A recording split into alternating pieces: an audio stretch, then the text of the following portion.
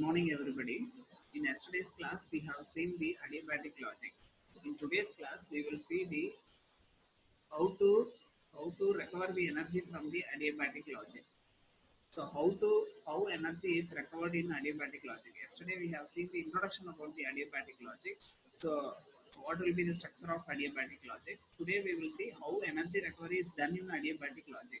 As all we know that for an adiabatic logic, we have to power the signal as a RAM source. We should not give constant VDD. We have to give the RAM signal as the signal source.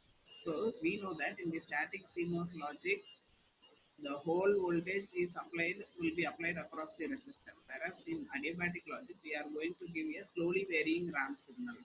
We will no longer restrict ourselves to the circuits where the supply voltage is constant.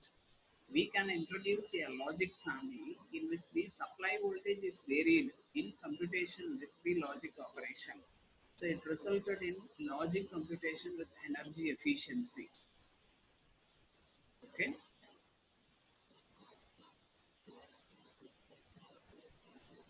So we can introduce a logic family in which the supply voltage is varied in accordance with the logic operation.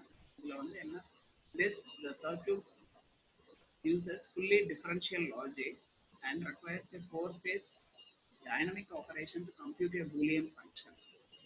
So here if you see the circuit is uses a fully differential logic circuit and requires a four-phase dynamic computation to compute a Boolean expression. So here, as I already told you that the supply voltage is no longer constant, a periodic ramp signal is used to power the circuit. The power signal also will act as the clock signal of the circuit because it synchronizes the circuit operation. The P transistor pair here it provides a positive feedback to the output signal. The N transistor will act as an evaluation transistor during logic computation. See here, in this inverter, it consists of P transistor and N transistor. P transistor will provide feedback for the output signal, and the N transistor will act as an evaluation transistor. That's it. So here it is having the circuit requires four-phase operation to achieve a Boolean computation step. The four phases of operation, if you see, reset phase, wait phase, evaluate phase, hold phase. Now, in reset phase, what will happen? In reset phase, for both the transistor, N transistor and P transistor will be held at the ground level. Then, during the wait phase, what will happen? In the input signal, the differential voltage will start to develop. So, in the wait phase, what will happen means the differential voltage starts to develop. Then at the end of the wait phase, what will happen means the differential voltages have fully developed and the evaluation phase begins. Then at the end of the evaluate phase, the output differential voltage is fully developed to drive the succeeding gate. So during the hold phase, the P transistor maintains the output differential voltage. During the hold phase, the P transistor will maintain the output differential voltage. At the end of the hold phase, the inverter returns to the reset phase and completes the four-phase computation cycle. The next computation cycle will start in the next phase.